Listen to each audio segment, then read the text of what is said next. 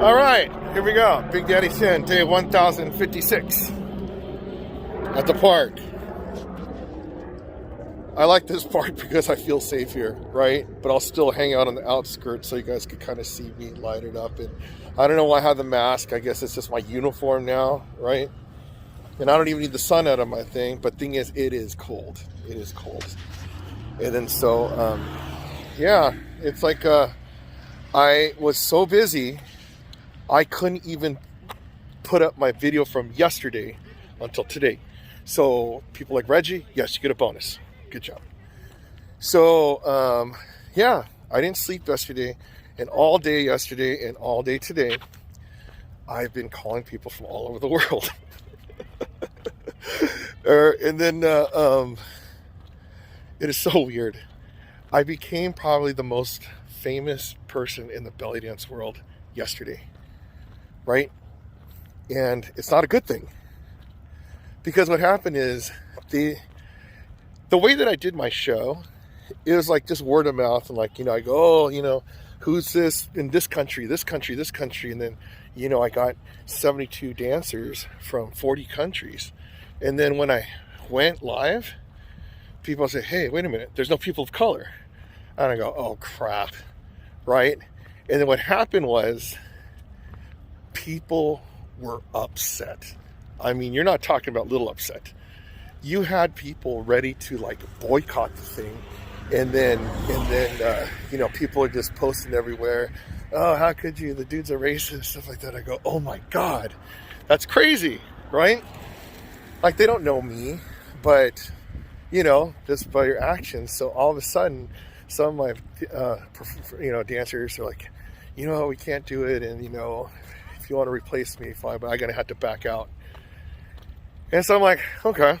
So I lost a couple of the dancers, and then some other people would go, hey, are you seeing what's going on? I'll go like this so you can see me.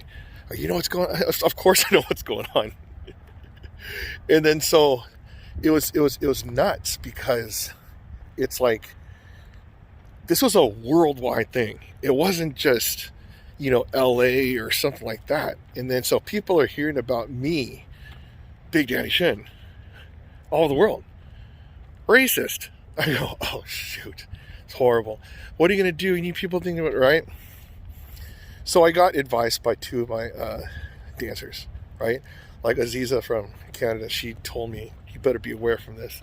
But that morning, I got a call from Suhaila. This is like, godmother of, American belly dance, right? And she let me have it. She goes, you better find some dancers now. Because me and all my teachers, we're getting crap, and then everyone's calling me that they're just getting harassed everywhere. I go, oh my God, I didn't want that to happen. I just thought it was just a bunch of friends, doing a Zoom, back-to-back Zoom lessons, and, but then all of a sudden it's like it turned into this big controversial thing, and I'm like, wow. So I go, what do I do? Who do I call? I don't know any black belly dancers. I mean, do you guys know, right? So what happened? I didn't know. I'm just a guy who just had the idea.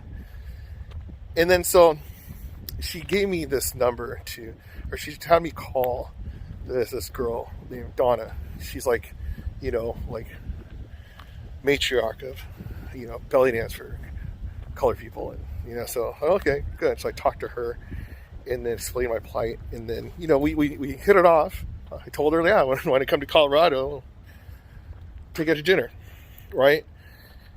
And then so she recommended me dancers I should contact. And then so what happens is I realized that if I do this, then people are going to think that the token. I don't want tokens, right? I want people to feel like, they're part of this stuff, because my whole event is not about like, like just say, oh, it's me. The plight of people of color, this is a problem. In a lot of these belly dance events, okay, they don't get invited. Like then so you never see like a black person like featured on like the headline stuff, and then it's just going on worldwide. And then so I was thinking, gosh, out of all these shows, why did I get targeted? Well, my Suhaila said, well, you're called Best in World and you launched in 40 countries all at once. I'm like, okay. We're pretty big. We're pretty big. But then, so when I'm talking to her, and then so, she told me all the stuff on what, I should expect and how to approach it. Okay, got it. And then I decided to contact the leaders of those Facebook groups. And then so, they wrote some pretty gnarly stuff about me. But, I had to be, a man about stuff and just reach out and just talk. And then actually both conversations turned out really, really well, right? I feel like I could call these people my friends. They told me what the problems were. Like you have something called Best in World. But Best in World, I bought that website like 5 years ago, and I was going to get like the best hamburger, the best, hot dog. And it just happened that when I started this thing and I got worldwide, you know what? I'm going to call this festival Best in World. So a lot of people are like, hey, why are you calling this Best in World? There's no, color representation, all that kind of stuff. Okay, I get it. But what happens is we're fixing it. That's the main thing. And then so I told them, okay, I don't want to change that because anybody who had that name, they'd use it. But also, what if we have a plan of action? What if every year we change 60 of them, right? I need 12. I need my super duper stars to help me, do it. But then everybody else, you get the middle range, then maybe the ones that never got a shot, and they get to be part of a show called Best in World. So when they get their own solo flyer, it'll look pretty cool that they could have it and they feel really good. That's one of the things. But also, it's like, they got it in my ear that they want more representation in these shows. And I think it's perfectly legit. It's not like I only had 5 dancers and like I left one off. When you have 72, there's really no excuse for that. So I'm telling her, I don't have any valid excuse. Anything I even make up, you'll be more pissed, So I took it, and she respected that. And then so we're going to try and work together and see how it goes. So she, first girl told me, yeah, maybe I could get like a meeting together and you could go talk to the members. And I know I'm going to take a beating. But that's perfectly fine because, I deserve it. Mistake that I didn't know, but it was a super big mistake. So I got to own up to it. What am I supposed to do? Right? And then then I talked to the other girl today, and she,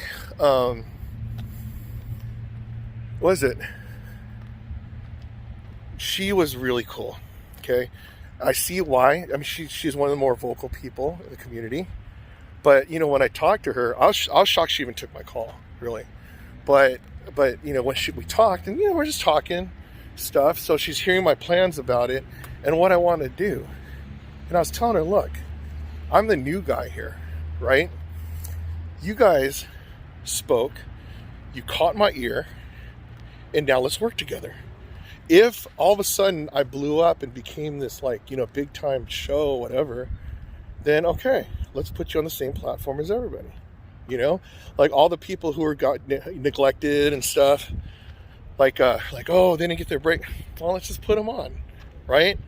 And then so, working out a plan that way, and then getting, forming some type of worldwide roundtable, people of different cultures, so they could be more, aware of, what happens in the different countries.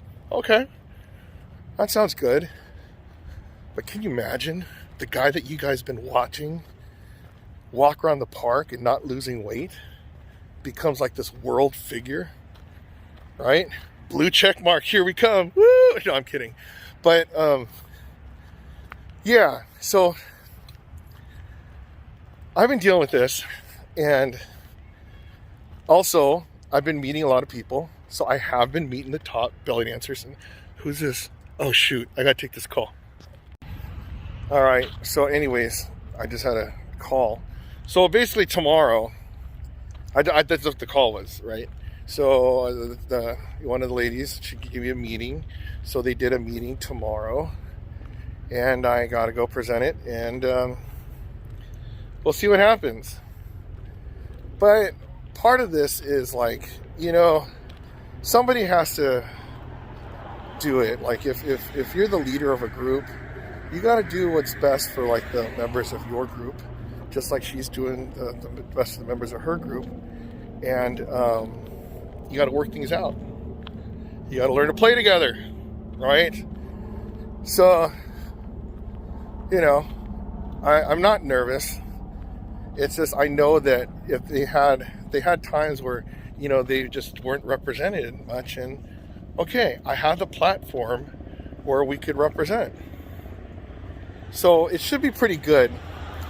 And then so from moving on from this point, I think I will do this every year, right? And then so I'm more aware of what needs to be done. And then so in the process, my dancers, they know exactly what's going on. I mean, it's world news in the belly dance, right? And they're seeing how I handle it. So I'm just glad that they're able to trust me in, just trying to do my best. So we're going to see tomorrow. We're going to see tomorrow if my best is good enough, right? So, I don't know. All right, there you go. Day 1056 in the books. So, yeah, it's been a wild couple weeks. I don't know. I mean, we'll just see what happens. But it's like when you start to do things that you're not used to, you have to learn to adapt. I told you that before. And then so the thing is, if you do something bad, you must pay the price. So tomorrow, I am going to pay the price for a mistake that I made, and I'm going to own up to it. And we're going to try and work together and move on from here. So I know it wasn't a thing on trying to lose weight and stuff, but it's, I'm like, where's that white line come from? So, I don't know. I mean, I'm not going to try to make up a sales pitch, or I'm just going to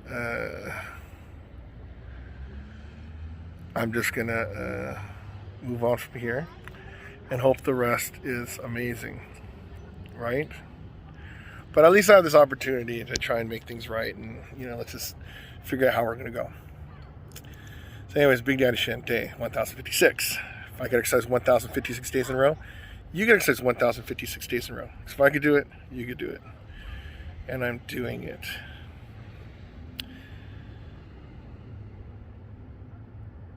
It's not solving problems, not yet. Let's just say working. Just constantly working. There we go. That's not a good one. Something about diversity, about fixing mistakes. Repair. Okay, there we go. Fixing mistakes. That's better. All right.